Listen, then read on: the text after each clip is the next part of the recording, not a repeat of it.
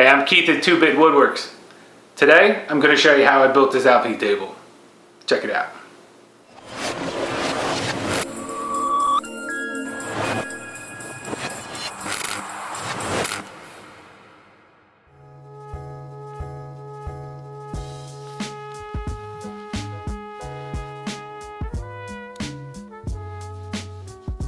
I start by measuring the height of the top of the table saw. Then take the 4x4s that I will be using for the legs and rip them down to rough length. After that, I will head on over to the joiner where I'll make a few passes to square up two sides of the 4x4.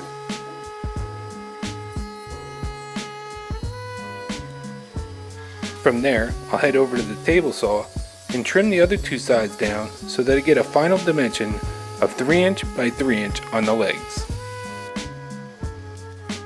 I'll take the 4 legs over to the miter saw and cut them to final length and get ready to start working on the joinery. I start by marking the locations where I will be removing the material.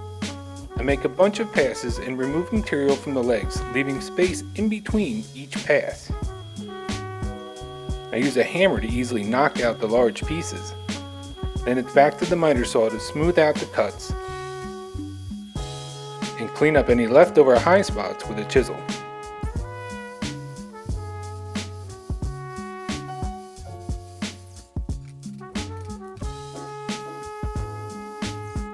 I will follow the same process for the joinery on the lower sections of the legs. Multiple cuts on the miter saw, hammer to remove the large pieces, and then back to the miter saw to clean up the cuts.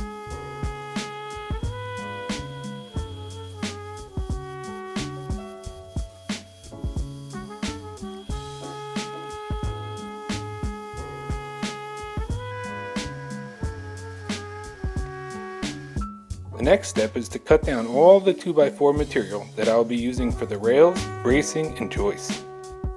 I will take all the 2x4s over to the table saw and set the fence so that I am removing 1/4 inch from one side of each 2x4. After I finish trimming each of the 2x4s, I'll reset the fence so that I can remove 1/4 inch from the other side of the 2x4. Front and back assembly begins by attaching the top and bottom rails to one of the legs, while the side assembly includes attaching the top and bottom rails to the other 2 legs.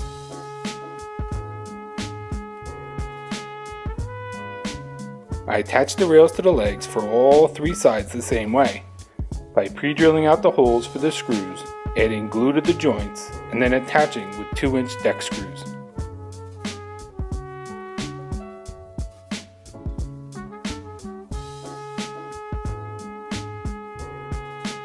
So at this point in the project, I ran into just a little bit of a problem.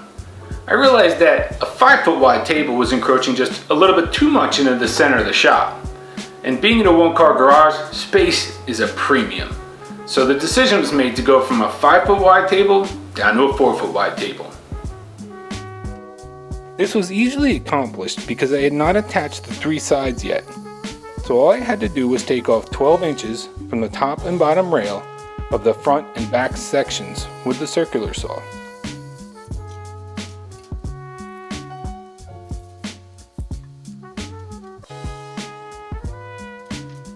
Then I dry fit the front and side sections and continue with the assembly by pre-drilling, then gluing, and screwing the sections together with 2" deck screws.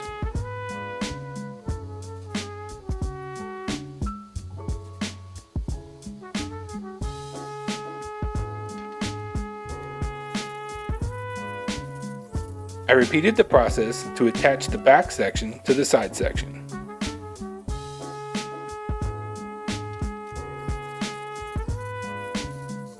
The last side is the long section that will run along the wall and act as a support for the extension wing of the table saw. To make sure everything was square, I screwed one end of the top rail into the leg.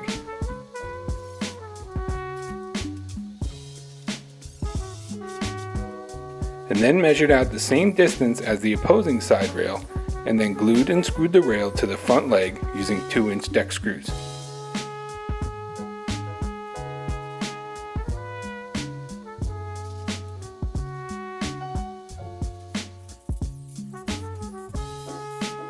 I attached the bottom rail the same way as I attached the top rail.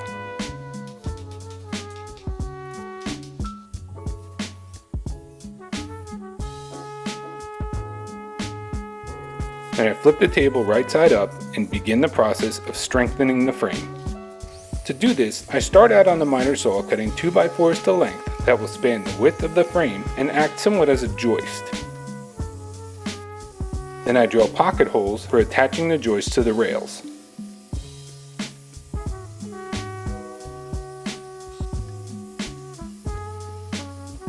I attach the joist to the rails using 2-inch screws and use this speed square to make sure everything stays all lined up. I added the 2 joists that will support the bottom shelf and then attached the last piece on the top.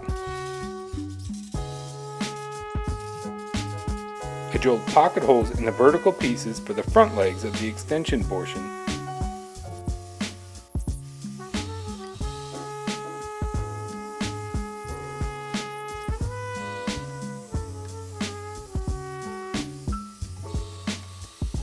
And then I used my speed square to find the center so that I could pre-drill a hole to accept the small adjustable Teflon feet that will ensure that this table is rock solid.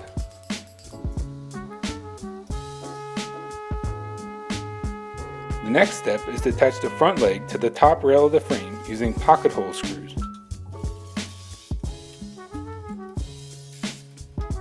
I assemble the left side of the extension wing frame with pocket hole screws and set it aside.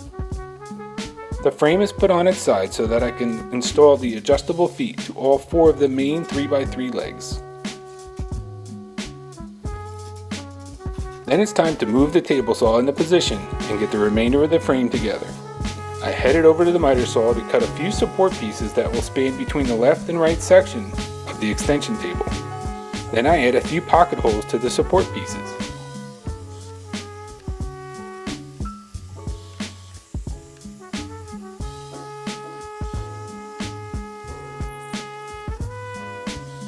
And attach them to the frame using 2-inch pocket hole screws.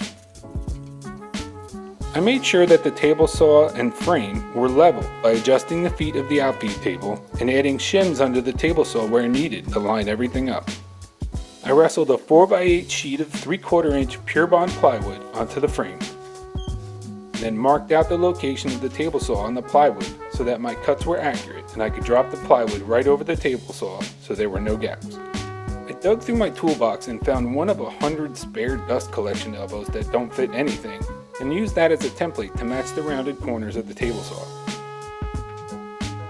I made the straight cuts with a track saw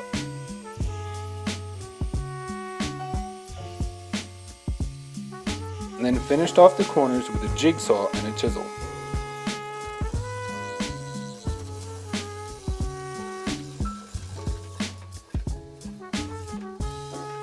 I marked out and pre-drilled the locations to attach the plywood top to the frame, and then I used 1 5/8 inch deck screws to finish attaching to the top.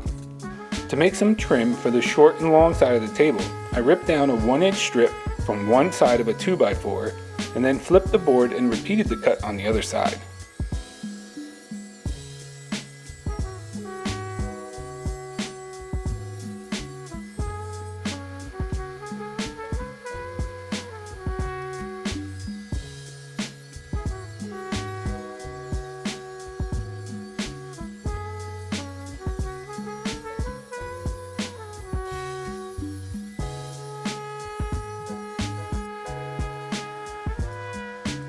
I glued and nailed the trim to the plywood top using 2-inch brad nails so the top would come off as one solid piece if I ever had to replace it.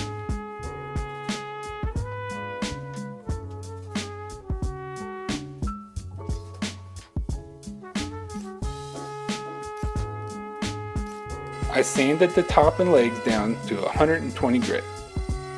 And then I applied 3 coats of satin polyacrylic and lightly sanded using 220 grit in between coats.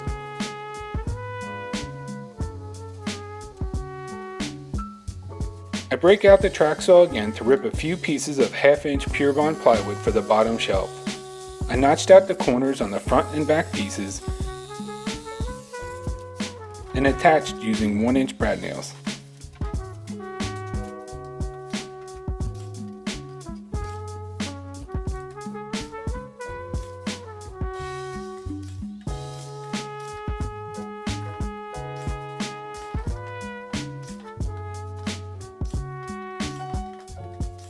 I cut the last piece to fit in between the other two boards and finished it up by nailing it to the frame.